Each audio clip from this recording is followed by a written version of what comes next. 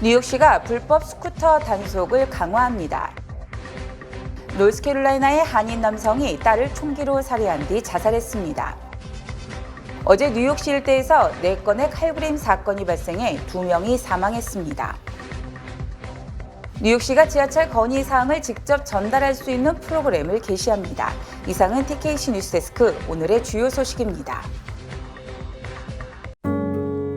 아름다운 제품에서부터 아름다운 사회를 만들기까지 키스는 뉴욕에서 시작하여 현재는 전 세계 12,000명의 직원들과 함께 끊임없이 도전하는 기업입니다. 사람을 생각하고 존중하는 기업. 키스는 한인들이 사회의 주인공이 될 수 있도록 든든한 버팀목이 되겠습니다. 글로벌 뷰티 기업 키스. New York, it's a hell of a town, but it's time to boss up now. You got skills? Prove it. We want street smarts, book smarts, upstarts. Stand up and get started. New job, new career, new you, New York. This city needs you. We got salaries, pensions, benefits, real talk, real perks. 9 to 5, night shift, on call, part-time, full-time. Your time, your choice. It's time to run this town. 시청자 여러분 안녕하십니까? 6월 6일 목요일 TKC 뉴스데스크 첫 소식입니다. 뉴욕시가 불법 스쿠터 등을 이용한 범죄에 맞서 불법 이륜 차량의 단속을 강화하겠다고 발표했습니다. 박채은 기자가 보도합니다. 에릭 아담스 뉴욕시장과 에드워드 카반 뉴욕시경 국장은 5일 뉴욕시의 불법 스쿠터와 모페드를 단속하기 위한 여름 집중 단속 계획을 발표했습니다. 아담스 시장은 무분별한 모페드와 스쿠터 운행은 보행자 안전을 위협할 뿐 아니라 시민들을 소매치기 및 강도 등 수많은 범죄의 위협에 노출시킨다며 뉴욕시경과 개시하는 여름 특별 단속 전략으로 도시에서 불법 차량을 운전하는 이들에게 경고의 메시지를 전한다고 말했습니다. 뉴욕시경은 우선 도시의 수많은 불법 전동 스쿠터와 모페드, 오토바이, 전지형 차량, 기타 미등록 차량들을 단속해 거리에서 이러한 불법 차량을 제거하는 데 초점을 맞출 계획입니다. 이를 위해 지역사회 대응팀 경찰관을 전략적으로 재배치하고 교량과 터널, 기타 주요 도로와 교차로에 검문소를 배치해 단속을 강화할 예정입니다.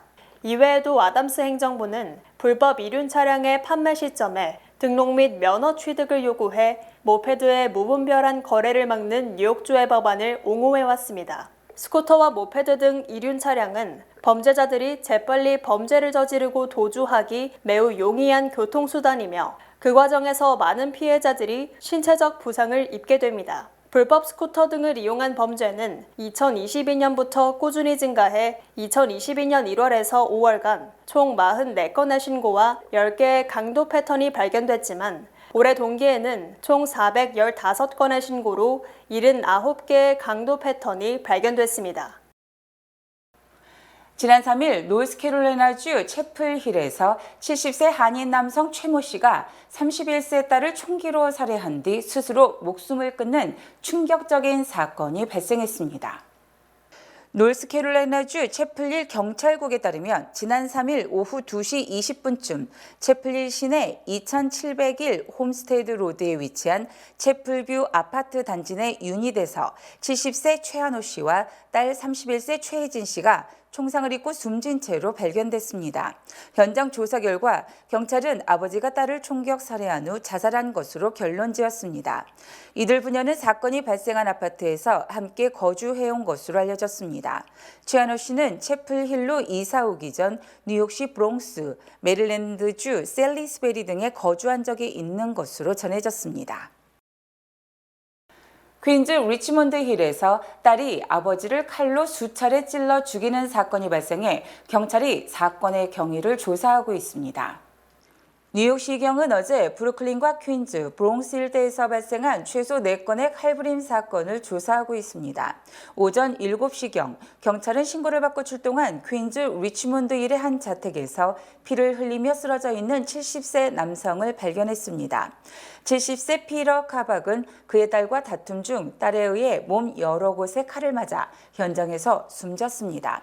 사건을 목격한 카박의 아내가 이를 신고했으며 딸은 현장에서 도주했으나 이후 뉴저지에서 체포됐습니다.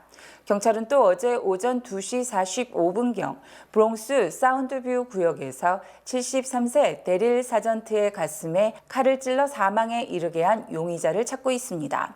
오후 3시경 브롱스 멜로주 구역에서는 지하철 2번 열차를 타고 있던 두 사람이 몸싸움을 벌이던 중 41세 남성이 팔에 칼을 맞기도 했습니다. 해당 남성은 열차에서 하차해 직원의 도움을 요청했으며 공격자는 열차에 남아 그대로 도주했습니다. 오후 8시경 브루클린 다운타운에서는 한 남성이 담배가게 앞에서 다른 남성과 몸싸움을 벌이다 가슴을 찔려 중상을 입었습니다. 해당 남성은 현재 위독한 상태이며 경찰은 용의자를 찾고 있습니다. MTA가 이용객들의 불만과 건의사항을 직접 듣는 새로운 프로그램을 개시해 이용객들과 더욱 적극적인 소통에 나섭니다. 메트로폴리탄 교통공사는 4일 지하철 이용객들이 직접 지하철에 대한 의견을 건의할 수 있는 새로운 그룹 영무원 사무실 운영 프로그램의 출범을 발표했습니다. 이용객들은 한 달에 2번 지하철의 관리, 청결도, 길찾기 등 이용에 관한 불만과 제안을 지정된 지하철역 사무실에 방문해 나눌 수 있습니다. 이번 프로그램은 MTA의 고객 서비스 개선 노력의 일환으로 영무원들은 지하철역 부스 밖에서 나와 이용객들과 더욱 친밀한 환경에서 소통할 수 있습니다. 그룹 영무원들은 한 달에 2번 사전에 공지되는 지하철역 장소에서 오전 7시에서 10시 그리고 오후 4시에서 7시 사이 시민들의 건의사항을 들을 예정입니다. 각 지하철역에는 해당 역의 관리자에 대한 연락처와 사무실 운영 시간 등이 전광판에 공지될 예정이며 별도의 사전 예약은 필요하지 않습니다. 바이든 대통령이 야당 의원 등과 함께한 비공개 회의석상에서 뚜렷한 인지력 저하 현상을 보이고 있다고 월스트리트저널이 보도해 파문이 일고 있습니다. 월스트리트저널은 어제 바이든 대통령이 주재한 회의에 참석한 공화당과 민주당 인사, 행정부 당국자 등 45명 이상을 수개월간 인터뷰한 결과 이 같은 결론을 얻었다고 주장했습니다. 월스트리트저널은 바이든 대통령이 지난 1월 우크라이나 지원 예산안 통과를 설득하기 위해 마이크 존슨 하원 의장 등을 만났을 때 너무 작은 목소리로 희미하게 이야기를 해 알아들을 수가 없었다는 증언을 소개했습니다. 또 바이든 대통령은 핵심 내용을 기록한 메모지에 의지해 대화를 이어갔고 중간중간 할 말을 잊은 듯 긴 시간 동안 말을 중단했으며 가끔 대화를 듣고 있는지 의심이 갈 정도로 오랫동안 눈을 감고 있었다고 전했습니다. 바이든 대통령은 당시 회의 때 여야 의원 20여 명과 인사할 때 너무 천천히 움직이는 바람에 회의 시작이 10여 분 늦어지기도 했다고 보도했습니다. 또 잔슨 의장은 2월에 바이든 대통령과 단독 면담을 했을 때 바이든 대통령이 자신이 중점적으로 추진하고 있는 에너지 정책의 구체적 내용을 기억하지 못했다고 주장했습니다. 케빈 메카시 전 연방 하원 의장도 자신이 지난해 5월 바이든 대통령과 연방정부 부채 한도를 논의할 때 바이든의 태도와 세부 사항에 대한 파악 정도가 하루하루 달랐다며 즉 하루 전날 회의 진행 상황을 기억하지 못했다고 말했습니다. 월스트리트저널은 이 기사에서 바이든 대통령의 인지력이 저하됐다는 증언은 주로 공화당 인사들에게 나온 것이라고 밝히고 백악관 측의 입장도 전했습니다. 백악관 측은 월스트리트저널과의 인터뷰에서 공화당 의원들과 외국 지도자들 등은 바이든 대통령이 식견과 능력을 갖춘 지도자임을 인정했고 이 같은 보도는 정치적 동기에서 비롯된 것이라고 반박했습니다. TJ 맥스와 마샬 등 일부 매장이 물건을 훔쳐가는 좀도둑이 기승을 부리자 이에 대한 대응으로 직원들의 바디 카메라 착용 정책을 도입하기로 했습니다. TJ 맥스와 마샬, 홈굿즈 등 4,900여 개의 매장을 운영하는 대형 소매업체 TJX는 좀도둑을 막고 고객과 직원의 안전을 지키기 위해 일부 직원들에게 바디 카메라를 착용하도록 할 계획이라고 밝혔습니다. TJX 재무 책임자인 존 클린저는 지난달 실적 발표에서 이 같은 계획을 공개했습니다. 바디카메라는 철저한 교육을 받은 특정 직원들만 착용하게 될 계획이고 영상은 법 집행 당국의 요청이 있을 경우에만 공유된다는 설명입니다. 극성을 부리는 좀도둑질에 바디카메라 도입을 고려한 것은 TJX만이 아닙니다. 전국 소매연맹의 지난해 조사에 따르면 소매업체 3곳 중에 1곳 이상이 바디카메라 정책에 대해 조사 중이라고 답했고 11%는 이미 시범 운영 또는 테스트 중이라고 답했습니다. 공화당이 주도하는 연방 하원 법사위 등이 바이든 대통령의 동생 제임스 바이든과 차남 헌터 바이든을 위증 혐의로 기소하라고 법무부에 권고했습니다. 바이든 대통령 탄핵 조사를 주도하는 하원 법사위와 감독위 등은 어제 메릭 갈랜드 법무부 장관에게 서한을 보내 제임스와 헌터 등 바이든 일가가 자신들의 해외 사업에 대해 바이든 대통령이 개입한 사실을 감추기 위해 거짓말을 했다고 주장했습니다. 하원 법사위 등은 이들이 의회 청문회에 출석해 묵비권 또는 거짓말로 일관했기 때문에 연방검찰이 이들을 위증 혐의로 기소, 정식 재판에 회부해야 한다고 강조했습니다.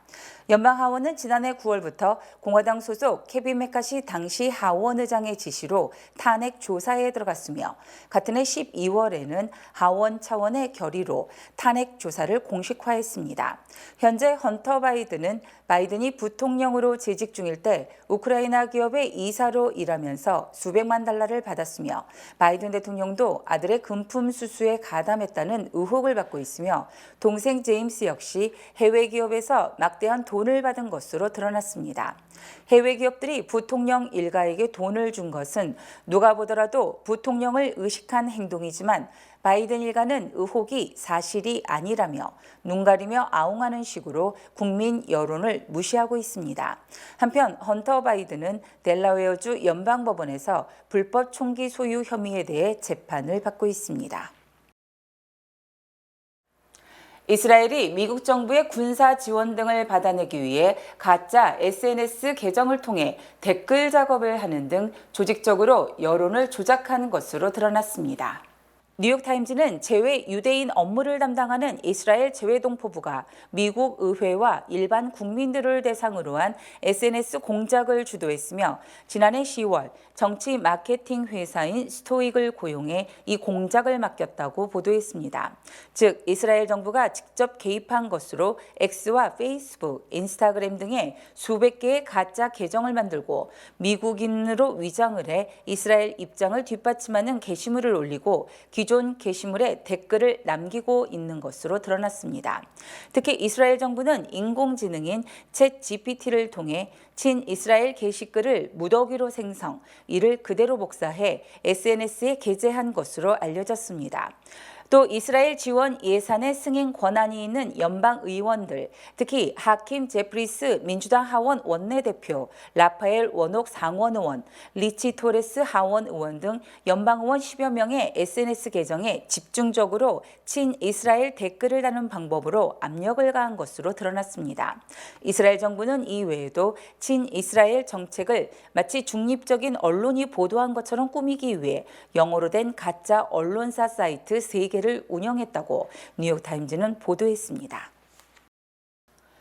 대표적인 경합주이며 지난 대선의 승패를 갈랐던 조지아주에서도 유권자 절반이 트럼프의 성추행 입막음 유죄 판결을 신뢰하지만 절반 정도가 이에 반대, 올해도 조지아주가 대선 향방을 가를 것으로 전망됩니다. 퀴니피악 대학이 지난달 30일부터 지난 3일까지 조지아주 유권자 1,203명을 대상으로 여론조사를 실시한 결과 트럼프에 대한 유죄 판결을 인정한다는 답변이 50%로 절반에 달했습니다. 하지만 44%는 유죄 판결을 인정하지 않는다고 밝혔고 6%는 잘 모른다고 답했습니다.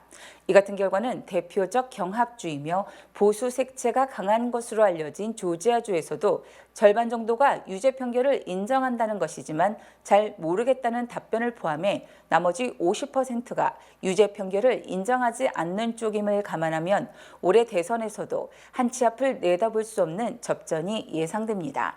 정치 성향별로는 민주당 지지자의 96%가 유죄 판결에 동의한 반면 공화당 지지자는 86%가 유죄 판결을 인정하지 않는다고 답변했습니다.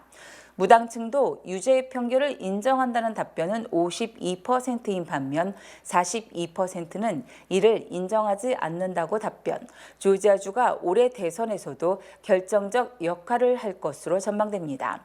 조지아주의 보수적 성향을 반영하듯 오늘 선거가 치러진다면 누구에게 투표할 것이냐는 질문에 트럼프가 49%의 지지를 얻어 44%에 그친 바이든을 비교적 큰 표차로 앞섰습니다. 또 로버트 케네디 주니어를 포함한 다자 대결에서도 트럼프 전 대통령이 바이든을 6%포인트 차로 앞섰습니다. 바이든 대통령의 신재생 에너지 정책 등으로 큰 혜택을 받게 되는 기업들이 후원하는 환경단체들이 천문학적인 돈을 투입해 바이든 선거 광고에 나서고 있습니다. 워싱턴 포스트는 클라이밋 파워와 퓨처 포워드 USA 액션 등 2개 비영리 단체가 애리조나와 조지아, 미시간, 네바다, 펜실베니아, 위스콘신 등 6개 주에서 앞으로 2달간 5천만 달러의 광고비를 추가 투입, 바이든 대통령을 지원한다고 밝혔습니다. 이들 2개 비영리 단체는 지난해 이미 바이든 대통령을 위해 3,300만 달러의 광고비를 쏟아부은 단체로 환경 관련 비영리 단체지만 그 돈의 대부분은 관련 기업에서 나오기 때문에 압력 단체 내지 로비 단체로 평가됩니다.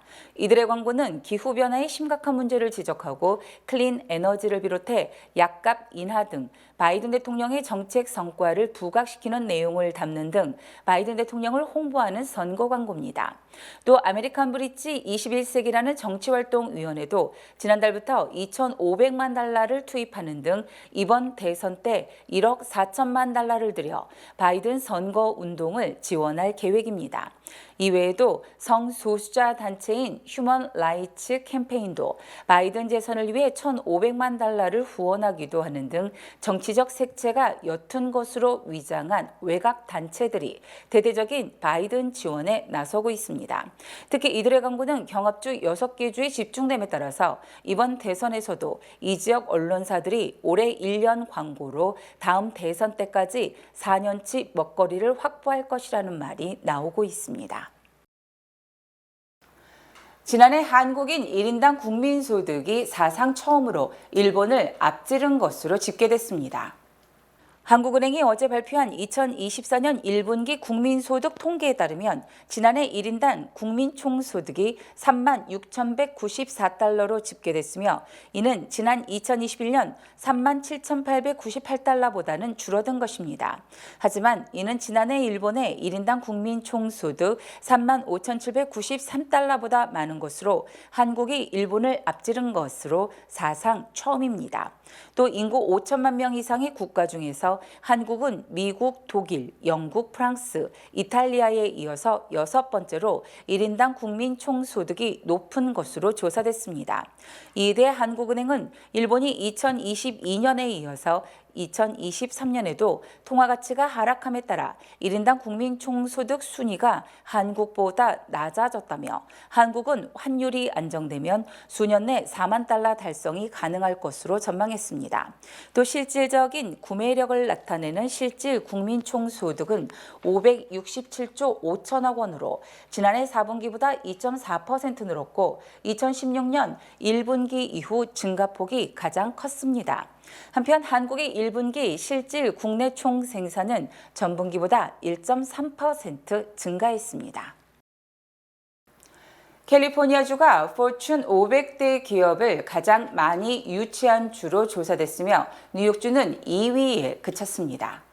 포춘지는 캘리포니아주가 포춘 500대 기업 중 57개 기업의 본사가 소재한 지역으로 50개 주 중 1위를 차지했다고 밝혔습니다. 특히 캘리포니아는 지난해 5개 기업이 500대 기업에서 빠지고 9개 기업이 새로 진입해 1위에 올랐습니다. 반면 인구가 가장 많고 금융 중심지, 컨설팅 업체 중심지로 잘 알려진 뉴욕주는 52개 기업의 본사가 위치, 캘리포니아에서 2위에 올랐습니다. 또 가장 눈에 띄는 주는 최근 기업과 인구가 대거 몰리고 있는 텍사스주로 52개 대기업의 본사를 유치, 뉴욕과 함께 공동 2위에 등극, 뉴욕은 2위 자리도 빼앗길 처지에 처했습니다. 텍사스주는 최근 기업 친화적 정책과 세제 감면 혜택 등으로 테슬라와 같은 전기차 1등 기업, 제약회사 맥케슨 등을 유치하는 데 성공했으며 많은 기업들이 세제 혜택을 받기 위해 텍사스주로 몰리고 있습니다. 한편 캘리포니아주는 지난해 약 3조 9천억 달러의 총 생산을 기록, 7년째 전 세계 5위의 경제 규모를 유지하고 있는 것으로 집계됐습니다. 본 프로그램은 뱅크 오브 호프 프로모 플러스 CD와 함께합니다. 똑똑하게 모을수록 착착 쌓이는 저축. 희망과 함께라면 가능합니다. 지금 이자율을 고정하세요. 자세한 내용은 가까운 지점에 문의하세요. 주요 단신 전해드립니다. 이기철 재외동포청장이 5일 재외동포와의 대화에서 복수국적 허용 연령을 55세 이하로 낮추는 것이 바람직하다고 밝히고 이에 대한 연구 용역을 진행 중이라고 설명했습니다. 올해 1월부터 4개월간 10,000건 이하를 기록했던 뉴욕시 주요 범죄가 지난달 다시 1,580건으로 10,000건을 돌파했으며 간간, 강도, 폭행 사건이 다소 늘었습니다. 뉴욕과 뉴저지, 커네티컷 등 전국 14개 주에 살모넬라균이 검출된 오이가 유통돼 현재까지 전국에서 162명이 식중독에 걸렸습니다. 미 식품의약국은 프레시 스타트 프로듀스 세일즈사 오이를 5월 중순에 구매한 고객들에게는 이를 구매점에 즉각 리콜할 것을 당부했습니다. 지난 2021년 9월 자신의 여자친구의 4살 난 아들을 살해한 혐의로 기소된 브루클린 30세 남성에게 징역 15년 실형이 선고됐습니다. 인공지능 반도체 선도업체 엔비디아 주가가 지난달 23일 1,000달러를 돌파, 천비디아가 된 데 이어서 어제 1,224달러로 급등, 시가총액이 사상 처음으로 3조 달러를 돌파하는 대기록을 세웠습니다. 일론 머스크, 제프 베조스 등이 민간 우주기업을 설립, 우주비행에 성공한 데 이어서 보잉사도 스타라이너 우주선 발사에 성공했습니다. 일론 머스크 테슬라 최고 경영자에 대한 560억 달러 보상안에 대한 반대가 잇따르는 가운데 테슬라 주주인 억만장자 투자자 론 베론이 이에 대해 찬성한다는 입장을 밝혔습니다. 고용정보업체 오토매틱 데이터 프로세싱은 지난달 미국 민간 기업의 고용이 4월보다 15만 2천 명 증가했으며 이는 지난 1월 증가폭 11만 1,000명 이후 4개월 만에 가장 적은 것입니다.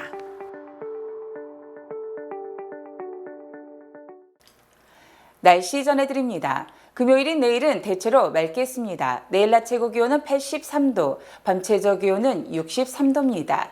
해 뜨는 시각은 오전 5시 24분, 해 지는 시각은 오후 8시 24분입니다.